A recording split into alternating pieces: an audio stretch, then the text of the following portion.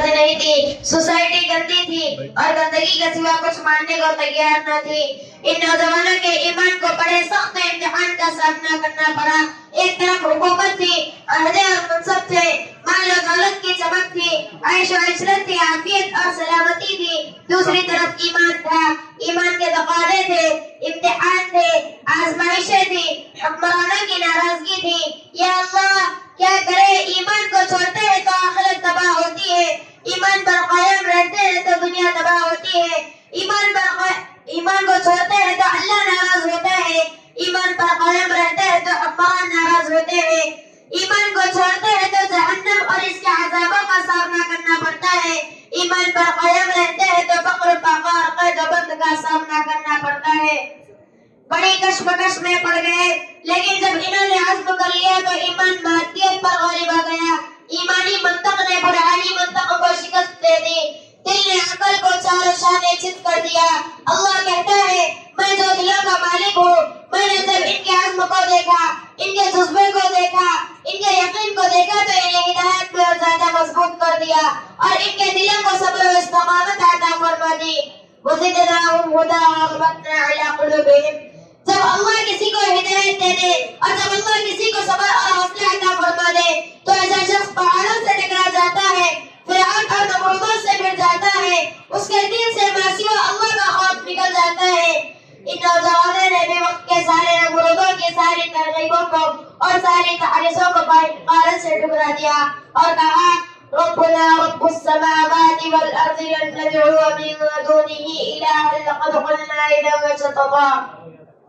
हमारा परवरदिगार तो वही है जो आसमान और जमीन का परवरदिगार है, हम उसके सिवा किसी और माबूद को पुकारने वाले नहीं, और अगर हम ऐसा करेंगे तो ये बड़ी बेजा बात होगी। अब इनके सामने सवाल ये था कि जब सारी आबादी भी हमारे खिलाफ, हुकूमत भी मुखालिफ, तो ऐसे में हम अपने ईमान की हिफाजत कैसे करें।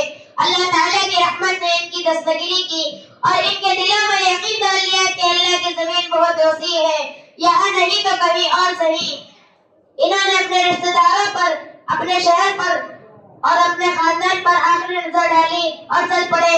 एक कुत्ता भी इनके साथ चल पड़ा। अल्लाह ने जब कुरान में इन मोमिन नौजवानों का जिक्र किया तो इस कुत्ते का भी जिक्र किया। कितना खुशकिस्मत कुत्ता था जिसे इन मोमिनों की सोहबत मैसर आ गई। हाँ मेरे दोस्तों, नेकों की सोहबत बड़ी नेमत है और बुरों की सोहबत बड़ा अजाब है। किनान अल्लाह के नबी का बेटा था, मगर वो बुरों की सोहबत में बैठा तो बुरा बन गया। जो अज़ाब काफिरों और मुशरिकों पर आया, वही अज़ाब किनान पर भी आया। दूसरी तरफ इस कुत्ते को देखिए जिसे अल्लाह ने अपने दरबारी के औलिया का सिर्फ बख्श दिया। इन नौजवानों ने गार में पनाह ली तो गार के दरबारी के लिए गार के दीवाने पर कुत्ता बैठ गया और वो गार में भी बेकार नहीं बैठे। जब तक अल्लाह को मंजूर था वो बास सहीफों का मुताला करते रहे। जब अगले शर्ब का सारा जखीरा खत्म हो गया तो अल्लाह ताला ने इनको मीठी और तवील नींद सुला दिया। वो 309 साल तक इसी गार में सोते रहे। जब 309 साल के बाद बेदार हुए तो मुल्क के हालात बदल चुके थे। बुत परस्तों के इक़्तिदार का सूरज डूब चुका था। अब इक़्तिदार पर खुदा पर छाए हुए थे।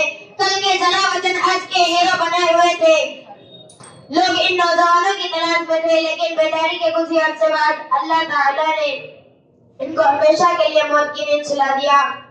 इन्हीं चंद बातों पर मैं अपनी तकरीर खत्म करता हूँ। आखिर दावाना अल्हम्दुलिल्लाहि रब्बिल आलमीन।